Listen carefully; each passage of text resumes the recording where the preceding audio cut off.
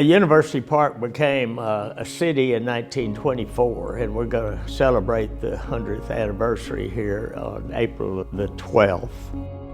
We developed as an island city, and when you really think about the developments of cities, you concentrate on services that are good for the citizens, and that's governmental services, police, fire, sewer, water, and all parks. I think we have the best services.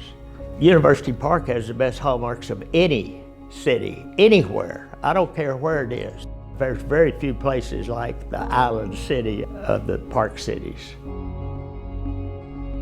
Well, my dad's administration is known for three things that nobody else can tell you. Paid off all of its indebtedness, lowered taxes 3 times, had a big surplus when he left. He was from 1950 to 1970. He had a lot of good people behind him. You're talking about Albert Williams, you're talking about Trevor Reese Jones' dad, you're talking about Marion Solomon, you're talking about J. Cleo Thompson. You can just go on through the names of the people that really wanted to stay out of Dallas, and then they made University Park great. When I was mayor, the average value of all houses we had was $56,000. Now it's $1.8 million. There's nothing like an investment in University Park.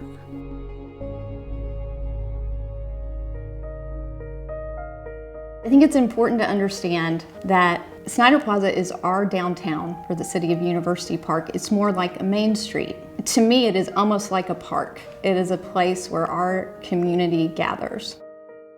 So the city maintains storefront to storefront. So that includes sidewalks, curbs, gutters, streets, alleys, and of course the infrastructure underneath. So while we are celebrating our centennial here in University Park, the infrastructure is also celebrating its centennial, which is not quite as exciting. So that is what we're looking to refresh Snyder Plaza.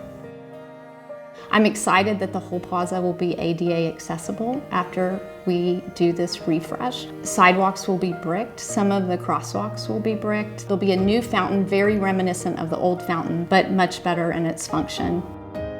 I want Snyder Plaza, as we do this refresh, to look like Snyder Plaza on her very best day, and that she can step into the 2nd century with her head held high.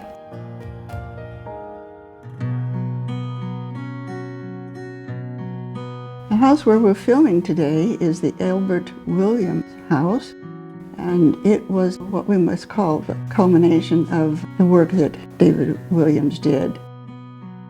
We named the book David R. Williams, Pioneer Architect, because his family background was that they came as pioneers to Texas, and they lived on the plains. They didn't have a home there, but they dug a hole in the ground and built what considered a half dugout with a turf for a roof. I think he inherently, because of that, had an interest in architecture. Dave attended University of Texas and studied architecture, but he never finished the degree. He qualified for it, but he left a little before that and went to Mexico and earned money there working with the oil companies with his architecture background. And that gave him the opportunity with that money to go to Europe, study architecture there. And then when he came back, he said, here in Texas we have houses that look like Spanish haciendas or Italian villas, and we should have our own style of architecture for the Southwest.